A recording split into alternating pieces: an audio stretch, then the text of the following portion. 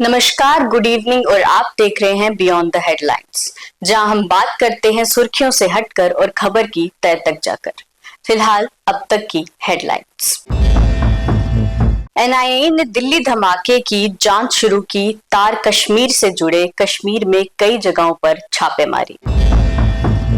नगरोटा और बड़गाम में मतदान पूरा। नगरोटा में जमकर मतदान, बड़गाम में भी घरों से बाहर निकले लोग। दिल्ली धमाके के बाद जम्मू कश्मीर में भी सुरक्षा ग्रिड मजबूत। एलजी मनोज सिन्हा ने सिक्योरिटी रेस्क्यू बैठक बुलाई। सीएम उमर अब्दुल्ला ने पब्लिक रीच आउट की कवायद की तेज। ऑफिस ऑफ सीएम के पेज पर मिलेगी पूरी जानकारी। जम्मू कश्मीर क्रिकेट टीम ने रचा इतिहास, रणजी ट्रॉफी में दिल्ली को हराया। और अब खबरें विस्तार से। मेरे साथ होंगे मेरे सीनियर सहयोगी दीपक खजूरिया। सबसे पहले बात कर लेते हैं दिल्ली धमाके की, जिसकी जांच की अब जिम्मेवारी जो है वो एनआईए को सौंप दी गई है और एनआईए अब इसकी जांच में पूरी तरह से जुट भी चुकी है। फिलहाल इसके तार जोड़े जाएं तो इसका कनेक्शन कश्मीर से जुड़ा नजर आ रहा है, जिसके चलते कश्मीर में कई जगहों पर छापेमारी भी हुई है। तो इसको लेकर दीपक जी आप क्या कहेंगे? सीधी सी बात है कि आकांक्षा ये एक बहुत बड़ी घटना है देश की। और अगर ये बात करें कि मोदी सरकार के पूरे 11 साल के टेन्योर में दिल्ली में पहला बड़ा धमाका है और कहीं ना कहीं आतंकियों की मंशा भी ये है कि देश के दिल को दहलाया जाए। हालांकि इसका करारा जवाब मिलेगा, प्रधानमंत्री ने भी कह दिया है, गृह मंत्री ने भी और रक्षा मंत्री ने भी। अब बड़ी बात यह जांचनी है हमें कि आखिर इस धमाके में शामिल जो आतंक के डॉक्टर हैं ये कहां तक अंदर घुस चुके हैं और हैं ये सभी हमारे देश के ही नागरिक, क्योंकि कश्मीर से तार जुड़ रहे हैं। और कौन कौन शामिल है? सबसे पहले एनआईए ने जैसे ही जांच संभाली है, सबसे पहले स्पॉट पे एनआईए की टीम गई, सबूत जुटाए और सबूत जुटाने के बाद इस चीज में लग चुके हैं कि आखिर ये धमाका जो हुआ है ये क्या धमाका था। क्या ये कोई आईईडी थी या फिर ये एक नए किस्म का विस्फोटक था जिसको कि एमोनियम निट्रेट तो इसमें था ही था, इसके साथ क्या ऐड ऑन किया गया, किस तरह का ये धमाका था, क्योंकि बहुत पावरफुल धमाका था। एक गाड़ी में धमाका होता है और 6 गाड़ियों के परखच्चे उड़ जाते हैं।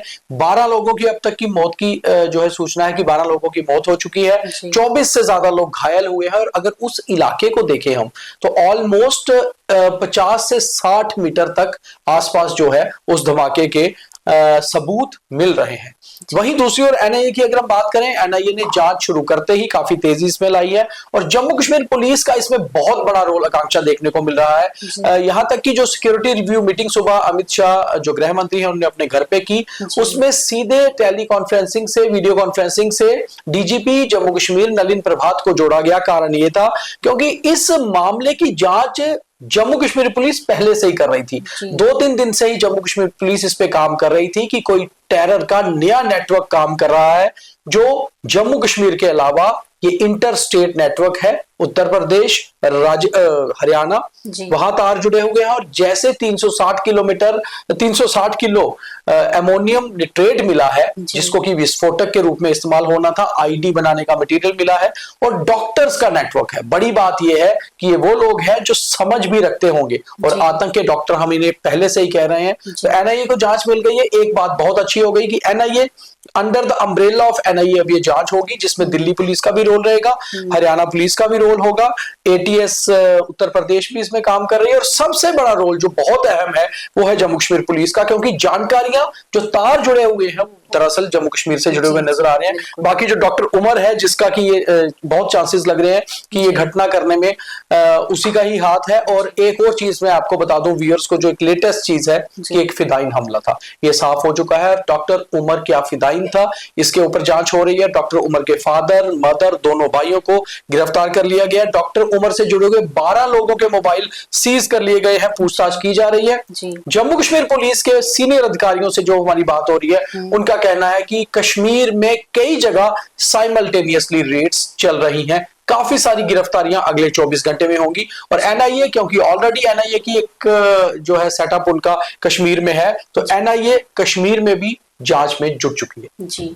तो मतलब इसका जो नेटवर्क है, जो मतलब कोई अगर तार पीछे छूट भी रहे हैं तो वो जल्दी से जल्दी पकड़े जाएं, क्योंकि ऐसे हादसे जो जैसा दिल्ली में हादसा हुआ है, ऐसे हादसे और नहीं होने चाहिए देश में, क्योंकि ये देश के लिए बहुत बड़ी बात है। तो इस पर एनआईए जल्द से जल्द जरूर जांच करेगी। तो अब बात करें सर नगरोटा और बड़गाम चुनाव की, तो उस पर आज मतदान पूरा हो चुका है और आज नगरोटा में लोगों ने जमकर मतदान किया है और बड़गाम में भी अच्छे खासे लोग घरों से बाहर निकले। देखिए, जब तक आकांक्षा हम ये रिकॉर्ड कर रहे हैं अपना प्रोग्राम, तब तक अभी चुनाव खत्म होने में कुछ ही मिनट्स बाकी बचे हैं। 6 बजे तक वोटिंग होनी है और जो जानकारी अभी तक आ रही है कि नगरोटा में अच्छा खासा मतदान हुआ है, यानी कि 65% मतदान, 65% वोटिंग 4 बजे तक हो चुकी थी। तो मुझे लगता है कि 80% से ऊपर ये वोटिंग शाम तक जाएगी। जो रिकॉर्ड आएंगे, जो आंकड़े आएंगे, 80% ऊपर से होगी। बड़गाम में भी 43% हो चुकी थी, जो अच्छी खासी मानी जाती है कश्मीर के हिसाब से। और बड़गाम का भी लग रहा है कि 60-65% तक वोटिंग हो जाएगी। अब बड़ी बात यह है कि ज्यादा वोटिंग, हैवी वोटिंग किस ओर इशारा करती है, ये बहुत इंपॉर्टेंट है देखना। और जैसे आज 6 बजे तक वोटिंग होनी है, 7 बजे के बाद एग्जिट पोल आने शुरू हो जाएंगे। हम भी कोशिश करेंगे अपने व्यूअर्स को एक एग्जिट पोल दिखाएं, खासतौर पे नगरोटा और बड़गाम को लेकर जितनी भी जानकारी होगी। और सटीक एग्जिट पोल हमारा भी रहता है। पिछली बार भी हमने जब चुनाव हुए थे विधानसभा के, तो द न्यूज रूम 24 आवाज का जो एग्जिट पोल रहा था बहुत सटीक था। तकरीबन वैसी ही सीटें आई भी थी जी। तो मतलब हमारा एग्जिट पोल जरूर देखिए, तो आपको शायद नतीजा एक आइडिया लग जाए कि क्या हो सकता है आगे।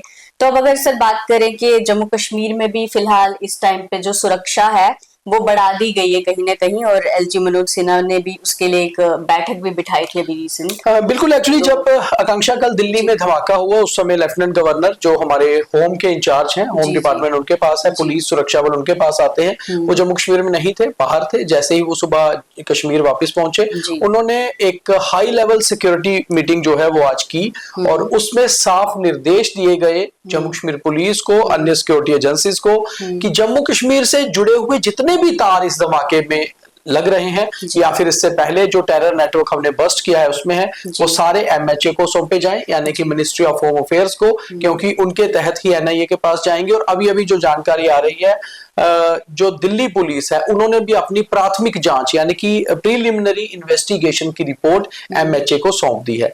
और जम्मू कश्मीर पुलिस की इन्वेस्टिगेशन में जो शामिल है वो तो है, उसके साथ साथ एलजी ने जो ये बैठक ली है उसमें एक और बात है कि क्या इनके मंसूबे जम्मू कश्मीर में भी कुछ ऐसा करने के हैं, उसको लेकर जम्मू कश्मीर में भी सिक्योरिटी ग्रिड को मजबूत किया जाए और एक्स्ट्रा जो है अलर्टनेस वो बढ़ा दी गई है जी। और अब बात करें अगर उमर अब्दुल्ला ने जो पब्लिक रीच आउट के लिए एक वो किया है अपने सीएम पेज पर, ऑफिस ऑफ सीएम के पेज पर, जहां पर लोगों को पूरी जानकारी दी जाएगी रीच आउट की। तो देखिए, ये उमर अब्दुल्ला वैसे तो हमारे मुख्यमंत्री जो है वो डिजिटल नेटवर्क्स पर बहुत एक्टिव रहते हैं, यानी कि सोशल मीडिया पर। वो उनको किसी जमाने में जब वो लास्ट टाइम सीएम थे तो उनको ट्विटर बॉय कहा जाता था कि हर चीज का वो ट्वीट करते थे। अब वो एक्स हैंडल हो गया, वो एक्स पे बहुत ज्यादा पॉपुलर हैं, हर चीज को लेकर अपना उनका एक व्यू पॉइंट रहता है। मगर उमर अब्दुल्ला की एक और खास बात है, एक अच्छी बात है कि वो अपने जो प्रोग्राम्स होते हैं उनको अपनी सोशल मीडिया के पेजेस पर, इंस्टाग्राम पर, एक्स पर या फेसबुक पे डालते हैं। साथ ही साथ वो जैसे ही उन्होंने टेक ओवर किया था as a chief minister of Jammu and Kashmir, उन्होंने ऑफिस ऑफ द सीएम करके एक फेसबुक पेज बनवाया था, जिसको आज उन्होंने वापस अपलोड किया लोगों के लिए, और ये कहा कि आपको ताजा अपडेट चीफ मिनिस्टर ऑफिस के यहाँ भी मिलेंगे और आप इसके साथ जुड़िए भी पेज के साथ, आप इसको फॉलो करिए, लाइक करिए, ताकि आपको सब कुछ साथ के साथ इंफॉर्मेशन आती रहे। तो ये अच्छी बात है, गवर्नमेंट का पब्लिक तक आउटरीच प्रोग्राम करना वो बहुत अच्छी बात है। अदरवाइज मीडिया ही एक जरिया होती है, गवर्नमेंट और पब्लिक के बीच में हम एक ब्रिज का काम करते हैं। मगर आजकल जैसे बहुत सारे लोग, बहुत सारे पॉलिटिशियंस अपनी गवर्नमेंट्स को इस तरह से चलाते हैं कि लोगों के साथ सीधा संवाद संपर्क हो। तो ये जो office of the CM page है फेसबुक पर, ये पहले भी एक्टिव था और इसको मुझे लगता है उमर अब्दुल्ला ने एक बार वापस अपलोड किया है ताकि लोग ज्यादा इससे जुड़े। तो अभी बात करें खेल जगत की, तो इस समय हमारी जम्मू कश्मीर की टीम ने रणजी ट्रॉफी में एक इतिहास रच दिया है, पहली बार दिल्ली की टीम को हरा दिया है। तो इसको लेकर सर आप कुछ कहेंगे? देखो, मुझे आकांक्षा इसमें एक मतलब एक हंसी का कारण है मेरा, एक खुशी तो है कि जम्मू कश्मीर ने दिल्ली को रणजी ट्रॉफी मैच में हराया है, पर इसमें अच्छी बात यह है कि बेसिकली इस समय बीसीसीआई के जो प्रेसिडेंट हैं मिथुन मनहास, वो दरअसल आते तो जम्मू कश्मीर से हैं मगर खेलते रहे हैं वो एज ए रणजी कैप्टन रहे हैं दिल्ली के। तो मिथुन मन्हास के लिए एक बहुत खास बात होगी कि उनकी नेटिव लैंड की टीम जीती है, उनकी जन्मभूमि की टीम उनकी कर्म भूमि की टीम से जीती है, क्योंकि वो दिल्ली के कप्तान रहे हैं और दिल्ली में खेलते रहे हैं। बिलोंग वो जम्मू कश्मीर से करते हैं और खास तौर पे वो जम्मू कश्मीर के मेंटोर भी रहे हैं जेकेसीए टीम के। तो मुझे लगता है उनके लिए भी एक अच्छी बात है। और जम्मू कश्मीर पहले से बेटर हो रही है, जम्मू कश्मीर की रणजी टीम बहुत सारे मैचेस हम लोग महाराष्ट्र में जीत के आए, लास्ट ईयर भी बहुत अच्छी परफॉर्म किया, तो ये बहुत अच्छी बात है। यहाँ का टैलेंट उभर रहा है और दिल्ली जैसी मजबूत टीम को हराना, वाकई 7 विकेट से जीत हासिल की है और हिस्ट्री क्रिएट की है, पहली बार जो है रणजी ट्रॉफी में। बिल्कुल जी। इसके स्टार खिलाड़ी रहे हैं कामरान इकबाल और आकिब नबी। चलो वी होप आगे से हमारी टीम ऐसा ही परफॉर्म करे, जेएंडके की टीम, और दिल्ली को आगे भी हराए। आज फर्स्ट टाइम हराया है तो आगे भी हराए। हम तो यही चाहेंगे कि हमारी टीम बहुत आगे जाए रणजी ट्रॉफी में भी। फिलहाल की खबरों में बस इतना ही। और अब थॉट ऑफ द डे। और अब आज का थॉट ऑफ द डे। मुश्किलें कभी रुकावट नहीं होती, वो तो आपकी मजबूती को परखने का एक जरिया होती है। तो डटे रहो, कामयाबी आपके कदम जरूर चूमेगी। तो ये था आज का BTH। बाकी तमाम खबरों के लिए देखते रहें न्यूज़ रूम 24 आवर्स।